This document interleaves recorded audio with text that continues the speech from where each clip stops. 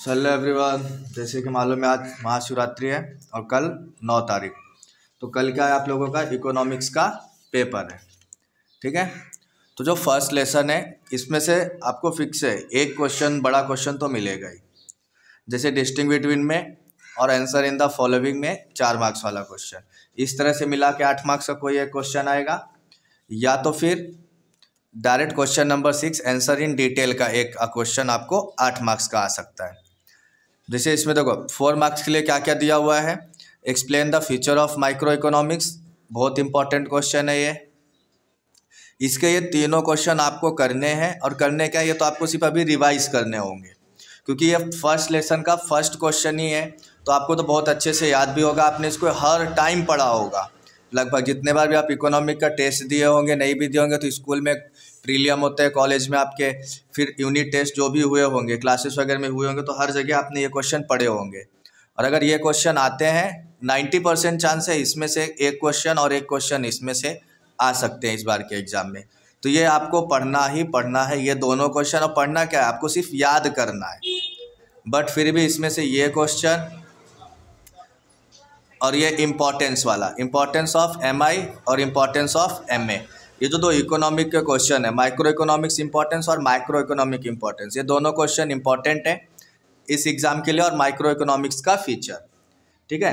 उसके बाद यहाँ पे डिस्टिंग बिटवीन आपको दिया हुआ है पेज नंबर 6 में, माइक्रो इकोनॉमिक्स का और माइक्रो इकोनॉमिक्स का। तो ये भी क्वेश्चन इंपॉर्टेंट है, ये आ सकता है फर्स्ट लेसन से। सो फर्स्ट लेसन से इतने क्वेश्चन मुझे इंपॉर्टेंस लग रहे हैं। तो मैं ये नहीं बोल रहा हूँ कि सिर्फ यही क्वेश्चन आएंगे तो आपको पूरा लेसन पढ़ना है। ठीक है। बट इतने क्वेश्चन मेरे हिसाब से प्रीफर करो ज़्यादा जो आ सकते हैं। इधर सेकेंड आता है यूटिलिटी एनालिसिस, बहुत इंपॉर्टेंट चैप्टर है और बहुत इजी चैप्टर है। यूटिलिटी का मीनिंग, फिर फीचर, टाइप्स ऑफ यूटिलिटी, तो ये तो आपको याद ही होना चाहिए। देन कॉन्सेप्ट्स आते हैं, तो कॉन्सेप्ट में फिर ठीक है थोड़ा सा डिफिकल्ट नहीं है बट आसान है वो भी। कॉन्सेप्ट अगर छोड़ देते हैं उसके बाद आपका आता है रिलेशनशिप बिटवीन टोटल यूटिलिटी और मार्जिनल यूटिलिटी, ये क्वेश्चन आपको 4 मार्क्स में आ सकता है। उसके बाद सबसे इंपॉर्टेंट आता है इसका law of DMU, diminishing marginal utility. ठीक है। तो इसको मैं आपको क्वेश्चंस ओपन करके दिखाता हूँ। इसमें अगर हम लोग ध्यान से देखने जाएंगे तो 8 मार्क्स का क्वेश्चन एक ही है, state and explain the law of diminishing marginal utility with it exceptions. तो ये क्वेश्चन इंपॉर्टेंट है, आ सकता है। देन इसमें 4 मार्क्स के क्वेश्चन तो दिख नहीं रहे एक भी, बट इसमें से भी आपको बता देता हूँ मैं। जैसे क्वेश्चन है टाइप्स ऑफ यूटिलिटी, ये क्वेश्चन करना है। फिर फीचर्स करना है आपको यूटिलिटी के। ये दोनों क्वेश्चन 4 मार्क्स में भी पूछ सकता है और 8 मार्क्स में भी पूछ सकता है। अभी तक आपके जो भी एग्जाम हुए हैं इस ईयर कॉमर्स वालों के, सारे पेपर बहुत आसान आए हैं। ठीक है। तो इस बार का भी पेपर जो है बहुत आसान आएगा, इजी क्वेश्चन आने वाले हैं इसका भी। हाँ, इसमें आप क्रिटिसिज्म ऑफ द लॉ भी कर सकते हो और significance of the law of DMU. ये जो क्वेश्चन है 4 मार्क्स के क्वेश्चन है, प्लस ये आपको एग्री डिसएग्री में भी पूछ सकते हैं, प्लस तो ये आप लोगों को करके रखना है। ठीक है। अभी जैसे हम लोग को लॉ लिखना होता है, तो यहाँ पर देखो लॉ एकदम क्लियरली एक्सप्लेन करके दिया हुआ है, law of diminishing marginal utility. तो सबसे पहले आपको क्या लिखना है बेटा, इंट्रोडक्शन लिखना है। इंट्रोडक्शन जैसे हो जाएगा उसके बाद आपको क्या लिखना है, statement of the law. Whenever you write the statement of law you have to first clarify and in clearly mention कि according to professor Alfred Marshall, या अल्फ्रेड मार्शल की जगह नाम चेंज हो सकता है। जो लॉ आप लिख रहे हो वो लॉ किसने दिया है, किसने आगे बढ़ाया है, वो लॉ आपको दिखाना है, किसने इंट्रोड्यूस किया है, तो उनका नाम आपको देना है। लॉ का स्टार्टिंग यहीं से करना है, अकॉर्डिंग टू, फिर जिसने इंट्रोड्यूस किया उनका नाम लिखना है। उसके बाद जो भी आपके लॉ है, इसमें अभी तक तो सब में एक कांस्टेंट अजप्शन है, अदर थिंग रिमेनिंग कांस्टेंट, ये आपको लिखना ही है। ओके। उसके बाद यहाँ से आपका लॉ स्टार्ट होता है और लॉ लिखने का आप देख सकते हैं कॉमर्स, इन्वर्टेड कॉमर्स आपको कहाँ लगाने हैं। ओके। फिर जैसे आपका लॉ एंड होता है तो आपको क्या करना है, उसे यहाँ पर सिंपली इन्वर्टेड कॉमा के साथ एंड करना है और उसे इन अदर वर्ड्स में छोटा सा एक्सप्लेन भी कर देना है। ओके। उसके बाद अगर आपको एजप्शंस पूछा तो एजप्शंस बताने हैं, तो अगर आप इस DMU के एजप्शंस देखेंगे तो भी बहुत आसान है। रैशनैलिटी आपको मानना होगा कि जो हमारा कंज्यूमर, वो कैसा कंज्यूमर है बेटा, एक रैशनल कंज्यूमर है। फिर आपको कार्डिनल मेजरमेंट एज्यूम करना होगा कि हम आप जो भी कंज्यूम करोगे उससे आपको जो सेटिस्फेक्शन मिलेगा वो एक नंबर में मिलेगा, जो कि इम्पॉसिबल है, बट फिर भी हमने एज्यूम करना है। ओके, फिर होमोजेनिटी एज्यूम करनी है। होमोजेनिटी के अंदर आपको जो भी आप प्रोडक्ट कंज्यूम कर रहे हो उसका टेस्ट, साइज, कलर सब क्या होगा, एकदम आइडेंटिकल ही होगा as compare to previous product. Then continuity, आपको जो भी कंजप्शन करने हैं वो कैसे करने हैं बेटा, कंटिन्यू करने हैं। देन आता है फिफ्थ रीजनेबिलिटी, तो आपको जो भी करना है उसका साइज क्या होगा, एक रीजनेबल होगा, ना तो ज़्यादा बड़ा ना तो ज़्यादा स्मॉल होना चाहिए। फिर कॉन्स्टेंसी आना चाहिए कि कंज्यूमर क्या होगा, marginal money is also assume to be constant, ये कंटिन्यूअसली चलना चाहिए। जैसे देखो all the related factor like जो हम आपके इनकम होगा, टेस्ट होगा, हैबिट, चॉइस, लाइक, डिसलाइक, ये आपके चेंज होने नहीं चाहिए, तभी आपके इसमें कॉन्स्टेंसी आ पाएगी। देन आता है डिविजिबिलिटी कि आप जो भी प्रोडक्ट यूज़ करोगे वो कैसा होना चाहिए, आप उसको स्मॉल क्वांटिटीज़ में डिवाइड कर सको, स्लाइस कर सको। देन सिंगल वांट, ये लॉ ऐसा भी अज्यूम करता है कि जब आप लॉ अप्लाई कर रहे हो तो आपकी जो वांट है वो क्या होनी चाहिए, एक टाइम पे एक ही वांट होना चाहिए, दैट इज सिंगल वांट। तो ये था आपका अजप्शंस। अब देखो आपने क्या लिख दिया, introduction, statement of the law, then assumptions लिखा। अब क्या करना है, डायग्राम देना है और टेबल देना है। तो representation of table and diagram आपको देना है। यहाँ पर देखो टेबल बना के दिया, यूनिट ऑफ एक्स और marginal utility. Unit of x 1 to 7 दिया, मार्जिनल यूटिलिटी 10 to 2 -2 आया है। जैसे हम फर्स्ट यूनिट कंज्यूम करेंगे तो हमें जो मार्जिनल यूटिलिटी क्या है वो ज़्यादा मिलती है, सेकेंड कंज्यूम करेंगे तो थोड़ा क्या मिलेगा, कम। तो इसी तरह से देखो डिक्लाइन हो रहा है मार्जिनल यूटिलिटी। फिर आपको डायग्राम बनाना है, Y axis and X axis, ठीक है। फर्स्ट यूनिट देखो जो आपका एक्स एक्सिस है वहाँ पे आपको यूनिट ऑफ कमोडिटी शो करना है, और जो आपका वाई एक्सिस है वहाँ पर आपको मार्जिनल यूटिलिटी शो करना है। यही आपको एक्सप्लेनेशन ऑफ डायग्राम में भी शो करना है, देखो लिखा है इतना था। देन वेरियस पॉइंट्स आपने प्लॉट किए ग्राफ में, और फिर देखो अब ये जो पॉइंट्स आ रहे हैं फर्स्ट यूनिट पे 10 है तो फर्स्ट यूनिट पे 10 मार्जिनल यूटिलिटी, सेकेंड पे 8, 3 पे 4, 5, 6 और 7th आते आते क्या हो जा रहा है, माइनस में चला जा रहा है, राइट, मार्जिनल यूटिलिटी।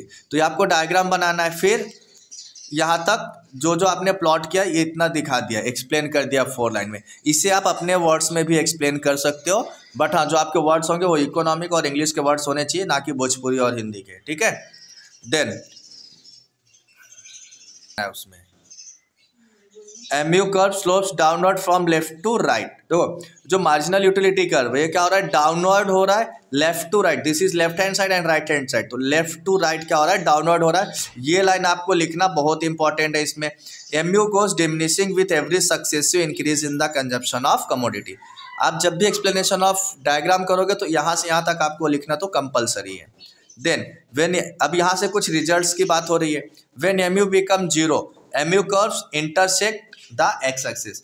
जैसे हमारा मार्जिनल यूटिलिटी 0 होगा वो क्या करेगा, एक्स एक्सिस को इंटरसेक्ट यानी कट कर जाएगा। और अगर हम फर्दर कंजप्शन करेंगे तो मार्जिनल यूटिलिटी क्या हो जाएगा बेटा, negative. Understood.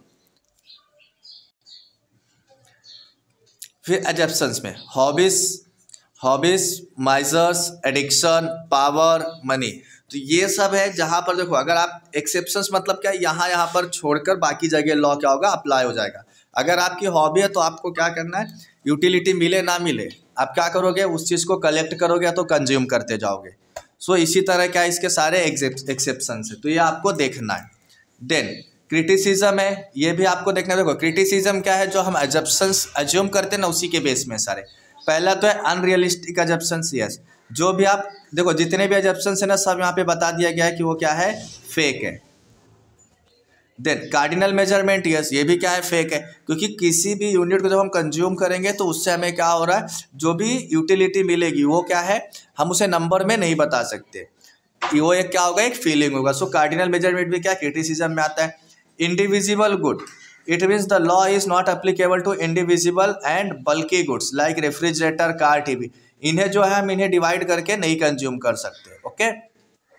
Constant and marginal utility of money, the law assumes that MU of each unit of money remain constant, however critics argue that MU of money differs from person to person. Yes, जो भी आपकी marginal utility होगी money के लिए या किसी और चीज़ के लिए, पर्सन टू पर्सन क्या हो जाएगी, डिफर हो जाएगी। और ये सिंगल वांट, ये तो ज़बरदस्त क्रिटिसिज्म है, क्योंकि एक टाइम पे एक ह्यूमन की सिंगल वांट हो ही नहीं सकती, वांट्स आर अनलिमिटेड। ओके, तो ये आपको करना है। फिर एक और इम्पॉर्टेंट क्वेश्चन है सिग्निफिकेंस। तो इसका सिग्निफिकेंस ये 4 मार्क्स का बहुत वीआईपी क्वेश्चन है, ये आएगा। यूजफुल ऑफ द कंज्यूमर, ये किसके लिए यूजफुल है, कंज्यूमर के लिए है, गवर्नमेंट के लिए है। फिर इसमें क्या देता है, पैराडॉक्स ऑफ वैल्यू है, then basis of the law of demand बोला है। ओके, आफ्टर दैट हम आ जाते हैं question chapter number 3 A demand. Another important question और अनदर इम्पॉर्टेंट चैप्टर। इसमें जैसे आप आ जाते हो तो आपको सबसे पहले डिज़ायर और डिमांड में क्या डिफरेंस है, पहला क्वेश्चन आपको ये देखने मिल जाएगा, ठीक है। और नहीं भी मिलता है तो भी आपको ये डिस्टिंग बिटवीन इसका प्रिपेयर करके रखने, 2-2 पॉइंट वाले डिस्टिंग बिटवीन है, बहुत आसान होते हैं। तो आपको सबसे पहले तो मीनिंग ऑफ डिमांड पता होना चाहिए। इसमें तो एक फॉर्मूलाइज भी करके दिया हुआ, जिसको नहीं पता है जो कंफ्यूज हो जाते हैं डिमांड में। तो demand is equal to desire plus willingness to pay, sorry purchase and ability to pay. तो आपकी जो डिज़ायर मतलब चाहत है, इच्छा है, वो डिमांड में कब चेंज होगी, जब आपको उस चीज़ को खरीदने की या परचेस करने की आपकी इच्छा होनी चाहिए, पहली बात। दूसरा, आपकी एबिलिटी भी होनी चाहिए पे करने की। ऐसा नहीं कि एक पर्सन है, उसकी सैलरी है 2 रुपीज़ प्लस वो मर्सिडीज बाय करना चाहता है, तभी तो उसका डिज़ायर भी है, विलिंगनेस टू भी परचेस है, बट एबिलिटी टू पे नहीं है, तो ये डिमांड नहीं होगा। Okay, so this is desire and the demand. ये आपको मीनिंग पढ़ लेना है, यहाँ से डिस्टिंग बिटवीन में आपका क्या हो जाएगा, एक प्रिपेयर हो जाएगा। उसके बाद डिफिनेशन ऑफ डिमांड दिया, ये आपको याद कर लेना है। डिमांड शेड्यूल है, इंडिविजुअल डिमांड शेड्यूल है, ये दोनों आपको करना है। ये सब बेसिक है, 1-1 मार्क्स 2-2 मार्क्स कॉन्सेप्ट में आ सकते हैं। फिर इंडिविजुअल डिमांड कर और मार्केट डिमांड कर, ये आपको 4 मार्क्स में एक्सप्लेन करने के लिए आ सकता है। देन आता है reason justifying downward sloping demand कर। तो किन किन चीज़ों से डिमांड कर जो है वो डाउनवर्ड होता है, वो दिया हुआ है इस क्वेश्चन में। देन एक और important question, types of demand कर या फिर types of demand. So direct demand, indirect demand, complementary और यानी ज्वाइंट डिमांड, देन कंपोजिट और कम्पिटिटिव डिमांड, ये भी इम्पॉर्टेंट क्वेश्चन है। देन डिटर्मिनेंट्स ऑफ डिमांड, यहाँ से आपका चालू हो जाता है most important question, that is VIP question. तो डिटर्मिनेंट्स ऑफ डिमांड मीन्स क्या होता है, ऐसे क्वेश्चन, ऐसा फैक्टर्स जिसकी वजह से किसी भी कमोडिटी का या प्रोडक्ट का हम लोग डिमांड फिक्स करते हैं। तो सबसे पहला फैक्टर क्या होता है, price of commodity. Then income, price of substitute, उससे रिलेटेड गुड्स जो हैं। Then price of complementary goods. जो सब्सटीट्यूट्स में क्या आ जाता है, जैसे आप एक पेन की जगह कोई दूसरा पेन यूज़ कर लो, ये आ जाता है सब्सटीट्यूट्स में। कम्प्लीमेंट्री में क्या आ जाता है, जैसे आप अगर पेंसिल यूज़ कर रहे हो तो रेजर आपको यूज़ करना ही है। देन नेचर ऑफ प्रोडक्ट क्या है, size of population, exceptions about future price, expectation about future price. तो जो भी आप, जैसे ऑलवेज एक एक्सपेक्टेशन होता है कि फ्यूचर में ज्वेलरी का जो प्राइस है वो क्या होगा, कम होगा, तब परचेज करेंगे, बट ये भी आपको क्या एक्सपेक्टेशन होना नहीं चाहिए। देन एडवर्टाइजमेंट है, taste, habit, fashion, level of taxation and the other factors, ये सारे क्या है, इंपॉर्टेंट है। देन लॉ ऑफ डिमांड, ये क्वेश्चन मोस्टली एग्जाम में आता है एंड आई थिंक इस बार भी आ सकता है।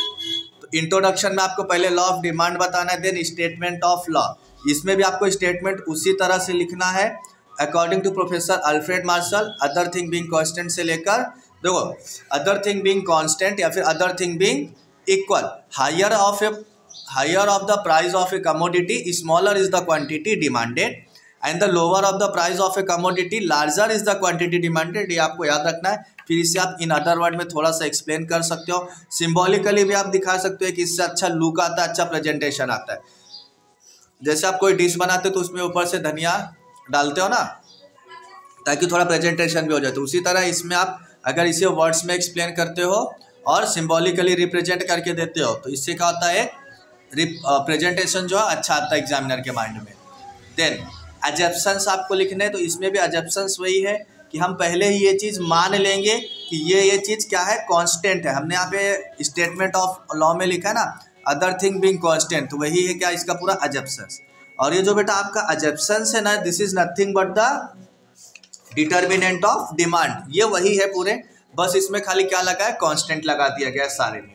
सिर्फ प्राइस जो डिटर्मिनेंट है उसको हटा देना है, बाकी जितने भी आपने डिटर्मिनेंट ऑफ डिमांड याद किए हैं वो सारे के सारे आप अजम्पशंस में लिख सकते हो, अदर थिंग बीइंग कांस्टेंट लगाकर। ओके, देन जैसे आपका डिमांड हो जाएगा, इंट्रोडक्शन हो जाएगा, स्टेटमेंट हो जाएगा और डायग्राम, सॉरी स्टेटमेंट का क्या अजम्पशंस हो जाएगा, वैसे ही आपको क्या करना है बेटा, डिमांड शेड्यूल और डायग्राम बनाना है। तो price commodity and quantity demanded, तो प्राइस है इसमें देखो क्वांटिटी डिमांडेड है, जैसे जैसे प्राइस क्या हो रहा है, कम हो रहा है, क्वांटिटी डिमांडेड राइज हो रहा है। ओके फिर हम ग्राफ बनाएंगे, वाई एक्सेस पे प्राइस शो करेंगे और एक्स एक्सेस पे क्या शो करेंगे, quantity demanded. When the price of 50, then the quantity demanded 1, right,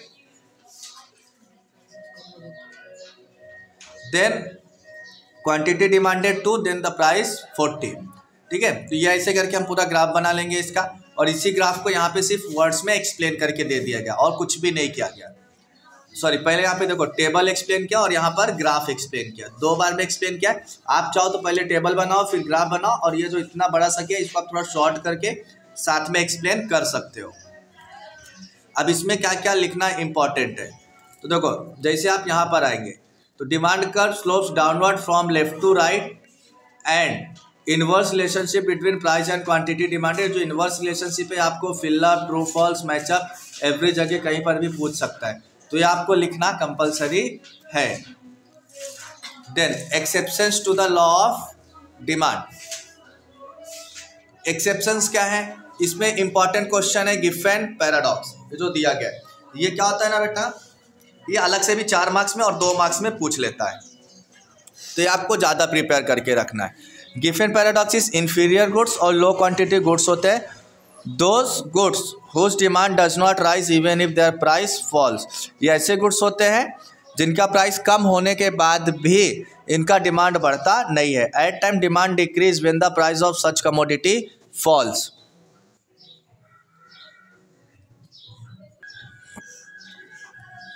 Sir Robert Giffen observed this behavior in England in relation to bread. He noted that when the price of bread declined, people did not buy more because of an increase in their real income. तो एक Robert Giffen economist है, इन्होंने England में observe किया कि bread का price इतना कम होते जा रहा है लेकिन उसका डिमांड एक भी बढ़ नहीं रहा है। ठीक है, बिकॉज लोगों को क्या लगने लगा कि जो ब्रेड है ये क्या है, लो क्वालिटी का है, इसलिए प्राइस कम होने के बाद भी उसका डिमांड बढ़ा नहीं। People did not buy more because of an increase in the real income, और उनका जो रियल इनकम था वो इनकम भी बढ़ रहा था, जैसे उनका परचेसिंग पावर भी बढ़ रहा था। They prefer to buy superior goods like meat वगैरह, तो उन्होंने फिर सुपीरियर गुड्स परचेस करना चालू किया। तो so this is the Gibson paradox.